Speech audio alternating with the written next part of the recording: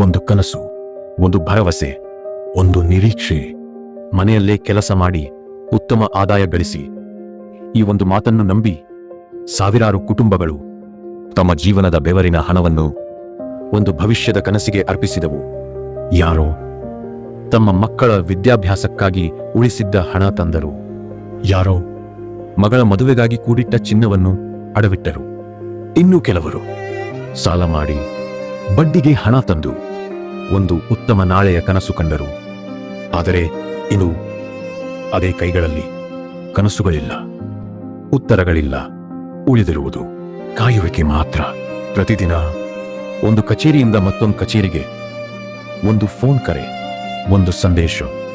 ಇವತ್ತಾದರೂ ಹಣ ಬರುತ್ತದೆಯಾ ಎಂಬ ಒಂದೇ ಪ್ರಶ್ನೆಯೊಂದಿಗೆ ಅವರು ಅಲೆದಾಡುತ್ತಿದ್ದಾರೆ. ಹೂಡಿಕೆದಾರರ ಆರೋಪದಂತೆ ಅಗರಬತ್ತಿ, ಕರ್ಪೂರ, ಪೇಪರ್ ಪ್ಲೇಟ್, ಪೇಪರ್ ಕಪ್ ಸೇರಿದಂತೆ ವಿವಿಧ ಉತ್ಪನ್ನಗಳ ಪ್ಯಾಕಿಂಗ್ ಕೆಲಸದ ಹೆಸರಿನಲ್ಲಿ ಲಕ್ಷಾಂತರ ರೂಪಾಯಿಗಳನ್ನು ಠೇವಣಿಯಾಗಿ ಪಡೆಯಲಾಗಿದೆ. ಆರಂಭದಲ್ಲಿ ಕೆಲವರಿಗೆ ಹಣ ಸಿಕ್ಕಿತು, ಭರವಸೆ ಇನ್ನಷ್ಟು ಗಟ್ಟಿಯಾಯಿತು. ಆದರೆ ನಂತರ ಪಾವತಿಗಳು ನಿಂತಿವೆ ಎಂದು ಹಲವರು ಆರೋಪಿಸುತ್ತಿದ್ದಾರೆ. ಅತ್ಯಂತ ನೋವಿನ ಸಂಗತಿ, ಹಲವು ಮಹಿಳೆಯರು ತಮ್ಮ ಮನೆಯವರಿಗೆ, ಗಂಡನಿಗೂ ತಿಳಿಯದಂತೆ ಇದು ನಮ್ಮ ಕುಟುಂಬದ ಭವಿಷ್ಯ ಎಂದು ನಂಬಿ ಹಣ ಹೂಡಿಕೆ ಮಾಡಿದ್ದರು ಎನ್ನಲಾಗಿದೆ.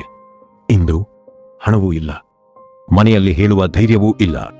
ಒಂದು ಕಡೆ ಕಳೆದು ಹೋದ ಉಳಿತಾಯ, ಮತ್ತೊಂದು ಕಡೆ ಒಡೆಯುವ ಭಯದಲ್ಲಿರುವ ಕುಟುಂಬಗಳು, ಮಕ್ಕಳ ಭವಿಷ್ಯ, ವೃದ್ಧ ತಂದೆ ತಾಯಿಯ ನಿರೀಕ್ಷೆ, ಸಾಲದ ಒತ್ತಡ, ನಿದ್ದೆಯಿಲ್ಲದ ರಾತ್ರಿಗಳು ಮತ್ತು ಕಣ್ಣೀರಿನ ಮೌನ. ಇನ್ನೊಂದೆಡೆ ಇನ್ನು ಕೆಲವು ದಿನಗಳಲ್ಲಿ ಹಣ ಬರುತ್ತದೆ, ಆಗಸ್ಟ್ 5ರೊಳಗೆ ಎಲ್ಲವೂ ಸರಿಯಾಗುತ್ತದೆ ಎಂಬ ಮಾತುಗಳು ಇನ್ನೂ ಕೇಳಿ ಬರುತ್ತಿವೆ. ಆ ಭರವಸೆ ಮೇ ಹಿಡಿದು ಇಂದಿಗೂ ಸಾವಿರಾರು ಕಣ್ಣುಗಳು ಒಂದು ಕರೆಗಾಗಿ, ಒಂದು ಸಂದೇಶಕ್ಕಾಗಿ, ಒಂದು ಉತ್ತರಕ್ಕಾಗಿ ಕಾಯುತ್ತಿವೆ. ಹೂಡಿಕೆದಾರರ ಪ್ರಕಾರ ಈ ಪ್ರಕರಣದಲ್ಲಿ ಕೋಟ್ಯಂತರ ರೂಪಾಯಿ ವ್ಯವಹಾರ ನಡೆದಿರಬಹುದು ಎಂಬ ಅನುಮಾನಗಳು ವ್ಯಕ್ತವಾಗಿವೆ.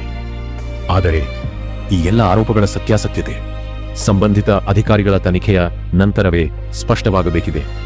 ಆದರೆ ತನಿಖೆಯ ಫಲಿತಾಂಶ ಏನೇ ಆಗಿರಲಿ, ಈ ಕ್ಷಣದಲ್ಲಿ ಸಾವಿರಾರು ಕುಟುಂಬಗಳ ಮನಸ್ಸಿನಲ್ಲಿ ಒಂದೇ ಒಂದು ಪ್ರಶ್ನೆ: ಕಷ್ಟಪಟ್ಟು ದುಡಿದ ಆ ಹಣ, ಅದರ ಜೊತೆ ಕಟ್ಟಿಕೊಂಡಿದ್ದ ಆ ಕನಸುಗಳು ಮತ್ತೆ ಆ ಕುಟುಂಬಗಳ ಕೈ ಸೇರುವವೇ